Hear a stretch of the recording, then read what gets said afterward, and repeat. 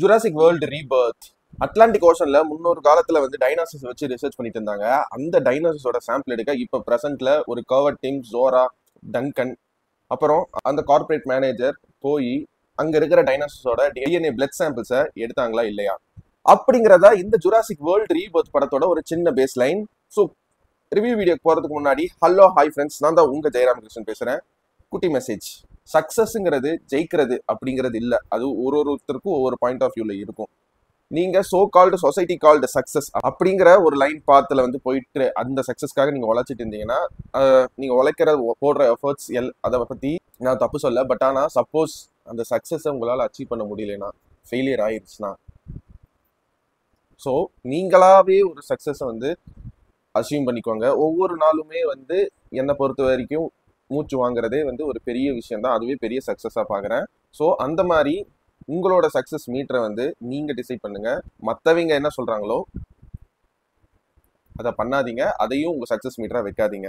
So Jurassic world Rebirth இந்த படத்தோட positive points எல்லாம் என்னன்னு கேட்டீங்கன்னா, இந்த படம் பார்க்கறதுக்கு முன்னாடி இந்த பிரான்சைஸ்ல ஒரு 7-8 படம் வந்திருக்கே, அதெல்லாம் பார்க்கணுமான்னு கேட்டீங்கன்னா அதெல்லாம் பார்க்கவே வேணாம். ஸ்டாண்ட் அலோனா ஃப்ரெஷ்ஷா இப்பதான் நீங்க இந்த ஜுராசிக் வேர்ல்ட் பிரான்சைஸுக்கே வரீங்கன்னா இந்த படம் ஸ்டார்டிங்ல இருந்து வந்து புரியும். அந்த மாதிரி தான் ஸ்டாண்ட் அலோனா ஒரு தனி படமா எடுத்து கொடுத்துருக்காங்க. அண்ட் இன்ஃபேக்ட் சொல்ல போனா பார்ட் 2க்கெல்லாம் வந்து லீடெல்லாம் கொடுக்கல. ஸ்டாண்ட் அலோனா இந்த படத்தோட கதை எங்க ஆரம்பிச்சிட்டோ அப்படியே க்ளோசிங் ஆர்க்குமே வந்து அழகா க்ளோஸ் பண்ணியிருக்காங்க.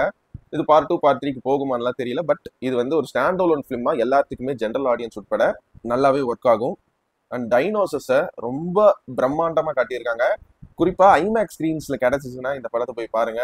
டைனோசஸ் வர ஆக்ஷன் சீக்வன்ஸ்க்காகவே வந்து நீங்க ஐமேக்ஸ்ல இந்த படத்தை போய் பார்க்கலாம். ரொம்ப அழகா கோரியோகிராஃப் பண்ணியிருக்காங்க. அண்ட் சவுண்டு, பேக்ரவுண்ட் மியூசிக் நாஸ்டாலஜிக்கா வந்து இதுக்கு முன்னாடி அந்த ஜுராசிக் பார்க் 1ல வந்த மியூசிக்கை திருப்பி இதுல யூஸ் பண்ணியிருக்காங்க. அந்த மியூசிக் வர போர்ஷன் ரொம்ப நல்லாவே ஒர்க் அவுட் ஆயிருக்கு. ரொம்பவே பாக்குறதுக்கு டைனோசர்ஸ் எல்லாமே புதுசா கிரியேட் பண்ணியிருக்காங்க. இது வரைக்கும் பார்த்த ஜுராசிக் வேர்ல்ட் டைனோசர்ஸை விட இதுல கொஞ்சம் எல்லாமே பெருசா இருக்கிற மாதிரி தான் தெரியுது. அண்டு இன்னுமே வந்து சிம்பிளிஃபைடா வந்து கதை இருக்கிறங்காட்டி பாக்குற சின்ன குழந்தைகளுக்கு எல்லாருக்குமே புரியும். முக்காவாசி ஸ்கிரீன் பிளே எப்படி இருக்குன்னா, ஒரு ஜுராசிக் வேர்ல்டுன்னு ஒரு கேம் வந்து சின்ன பசங்க விளாண்டா எப்படி இருக்குமோ அந்த மாதிரி ஒவ்வொரு லெவலா தான் வந்து ஸ்கிரீன் பிளேவுமே வச்சிருக்காங்க. பெரிய பாசிட்டிவ் இந்த படத்துல டைனோசர்ஸ் தான் என்ன பொறுத்த வரைக்கும். அதுக்கு யூஸ் பண்ண சவுண்ட் எஃபெக்ட்ஸ், விஎஃப்எக்ஸ், சினிமோட்டோகிராஃபி, முக்கியமா சினிமோட்டோகிராஃபி அந்த டைனோசர்ஸ் ஹியூமன்ஸோட ரொம்ப பெருசா இருக்கு அப்படின்னு நம்ப வைக்கிறதுக்கு முக்கியமான 2 ரீசன். இந்த மாதிரி படங்களுக்கு சினிமோட்டோகிராஃபியும் விஎஃப்எக்ஸும் அந்த 2 டெக்னிக்கல் டீம்ல வேலை செஞ்சவங்களுமே அழகா பண்ணியிருக்காங்க. இந்த படத்தோட நெகட்டிவ், இதுக்கு முன்னாடி வந்து ஜுராசிக் வேர்ல்டு படம் பார்த்துட்டு இந்த படம் பார்த்தீங்கன்னா புதுசா டைனோசர்ஸ் தவிர எதுவுமே வந்து மாத்தல. சேம் ஸ்கிரீன் பிளே, சேம் கிளீச்சேவான பேஸ் லைன், அண்ட் முக்கியமா கேரக்டர் ரைட்டிங் சுத்தமா இல்லைங்க. ஏதோ இந்த மாதிரி ஒரு படத்தை வந்து ஒரு ரீபூட் மறுபடியும் ஃப்ரெஷ்ஷா கொடுக்குறோம் அப்படிங்கிறதுக்காக அதுல இருக்கிற கேரக்டர் நேம்ஸை மட்டும் மாத்தி ஸ்கார்லெட் ஜோஹன்சன், மஹர்சலா அலி இவங்களையெல்லாம் போட்டு சேம் கதை, சேம் அரைச்சமாவே தான் அரைச்சிருக்காங்க. அந்த மாதிரி பண்றதுல தப்பு இல்லை. பட் என்னன்னா அந்த கேரக்டர் டெப்த்துங்கிறது இருக்கும். இந்த படத்துல ஒரு ஃபேமிலி ஒன்று எல்லா ஜுராசிக் வேர்ல்டு படங்கள்ல வர மாதிரியே வருங்க. அந்த ஃபேமிலி எதுக்கு வந்தாங்க, திருப்பி ஒன்று சேர்ந்தாங்க, ஏன் அப்படிங்கிற மாதிரி தான் இருந்துச்சு. அவங்கள வராமலே வந்து ஒரு அட்வென்ச்சர் ஃபிலிமாவே இந்த படத்தை காட்டியிருக்கலாமே, அவங்க வந்து பெருசாக இதை யூஸ் பண்ண மாதிரி தெரியலையே அப்படிங்கிற மாதிரி கொஞ்சம் ஃபீல் ஆகும். அண்ட் ரொம்ப ரொம்ப ப்ரெடிக்டபிள் ரைட்டிங். இந்த கேரக்டர்ஸ் எல்லாம் இதுக்காக தானே வச்சிருக்கீங்க, இப்போ இவன் செத்துருவான் பாரு அப்படிங்கிற மாதிரி ஈஸியாக ப்ரெடிக்ட் பண்ணிடுவீங்க. ஒவ்வொரு சீனும் இதுதானே எண்டாக போகுது அப்படின்னு அந்த ஸ்டீரியோடைபிக்கலா இருக்கிற விஷயங்களை மட்டும் அவாய்ட் பண்ணிட்டு கொஞ்சம் புதுசா ட்ரை பண்ணியிருக்கலாம். அதாவது ஆக்ஷன் கோரியோகிராஃபி சூப்பரா இருக்கு. பட் என்னன்னா அதுக்கு பின்னாடி ஒரு ரைட்டிங் இருந்திருக்கணும் அப்படின்னு நான் எதிர்பார்க்கிறேன். இந்த படத்துல பார்த்ததையே திருப்ப திருப்ப பாக்குற மாதிரி தான் எனக்கு இத்தனை ஜுராசிக் வேர்ல்டு, ஜுராசிக் பார்க் படங்கள் பார்த்ததுக்கு அப்புறம் இந்த படத்துல அந்த விஷயத்தை திருப்பி பார்க்கும்போது ஃபீல் ஆச்சு. அண்ட் என்னோட பர்சனல் ஃபேவரேட்னு பாத்தீங்கன்னா இந்த ஜுராசிக் வேர்ல்டு பிரான்சைஸ்ல ஜுராசிக் பார்க், அதுக்கப்புறம் ஜுராசிக் வேர்ல்டு 1, அதுக்கப்புறம் ஜுராசிக் வேர்ல்டு 2, இந்த 3 தான் டாப் 3ல இருக்கும். அதுக்கப்புறம் அது ஆர்டர் மாறும். பட் இந்த படத்தை நான் வந்து இந்த ரேங்கிங்ல கடைசியில வைக்கிறேன். டொமினியனுக்கும் கீழே தான் வைக்கிறேன். ஏன்னா டொமினியன்ல கூட ஏதோ கதையை வந்து சொதப்பணும்னு சொதப்பி வச்சிருந்தாலும் அதுல ஏதோ ஒன்று பண்ணியிருக்காங்க. பட் இந்த படத்துல அந்த மாதிரி புதுசா எதுவும் பண்ணாத மாதிரி எனக்கு ஃபீல் ஆச்சு படம் பார்க்கும்போது.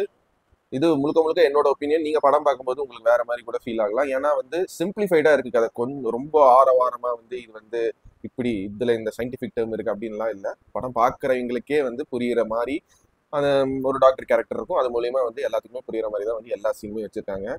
அதான் சொல்லிட்டேன் ஸ்டார்டிங்ல, ஒரு சின்ன குழந்தை கேம் விளையாட ஆரம்பிச்சா அந்த கேம் வந்து சின்ன குழந்தைக்கு புரிஞ்சாதானே விளையாடும். அந்த ஒரு ஸ்டோரி டெல்லிங்க கரெக்டா மெயின்டைன் பண்ணியிருந்தாங்க. அது பெரிய பாசிட்டிவ் இந்த படத்துக்கு. அண்ட் இந்த படத்துல சில வேற விதமான டைனாசர்ஸை காட்டியிருக்காங்க. அதுக்கான ஒரு ப்ராப்பரான ஒரு டீடைல்டு ரைட்டிங் இல்ல. அண்ட் ஹியூமன்ஸுக்கு தனியா ரைட்டிங்கும் டைனாசர்ஸுக்கு தனியா ரைட்டிங்கும் எழுதுற மாதிரி இருந்துச்சு. அந்த 2 ரைட்டிங்கும் ஒரு படமா ஒன்று சேரவே இல்லை. ஒரு சிங்கே இல்லாம தான் வந்து போயிட்டு இருந்துச்சு. அதுவுமே வந்து பார்க்கும்போது என்னது இது ஆர்டிஃபிஷியலா இருக்கே அப்படிங்கிற மாதிரி எனக்கு பிளெண்டின் ஆகாத மாதிரி தெரிஞ்சு. ஸோ இதெல்லாம் தான் இந்த படத்தோட ஒரு positive and negative points. But negative பொறுத்த வரைக்கும் கொஞ்சம் நிறையாவே வந்து நான் இந்த படத்தை பத்தி சொல்லியிருக்கேன். பட் உங்களுக்கு இப்பதான் நீங்க இந்த பிரான்சைஸ்குள்ளேயே இந்த படம் தான் ஃபர்ஸ்ட் டைம் பாக்குறீங்கன்னா கண்டிப்பா இந்த படம் பார்த்ததுக்கு அப்புறம் இந்த பிரான்சைஸ்ல இருக்கிற எல்லா படமும் பார்க்கணும் அப்படிங்கிற ஒரு எண்ணம் கண்டிப்பா வரும். அந்த எண்ணத்தை இந்த படம் ரொம்ப ஸ்டாண்டர்டா செட் பண்ணியிருக்கு. அண்ட் படம் பார்க்கும்போது இவ்வளவு நெகட்டிவ்ஸுமே வந்து யோசிச்செல்லாம் பார்க்க மாட்டீங்க. ஒரு நல்ல ஒரு பாப்கார்ன் வாட்ச் இந்த படம். அண்ட் இந்த ஜுராசிக் வேர்ல்ட் ரீபர்த் படத்துக்கு என்னோட ரேட்டிங் என்னன்னு கேட்டீங்கன்னா 100க்கு தாராளமா ஒரு 50 மார்க்ஸ் தருவாங்க. Jurassic world Rebirth they say it's a soft reboot but it has to be more detailed. நான் உங்களை இதே மாதிரி இன்னொரு சூப்பரான வீடியோல சந்திக்கிற வரைக்கும் நீங்களும் நல்லா இருங்க, எல்லாரையும் நல்லா வச்சிருங்க. அவ்வளவுதாங்க விஷயம். நன்றி, வணக்கம், பை பாய். நான் வரேங்க.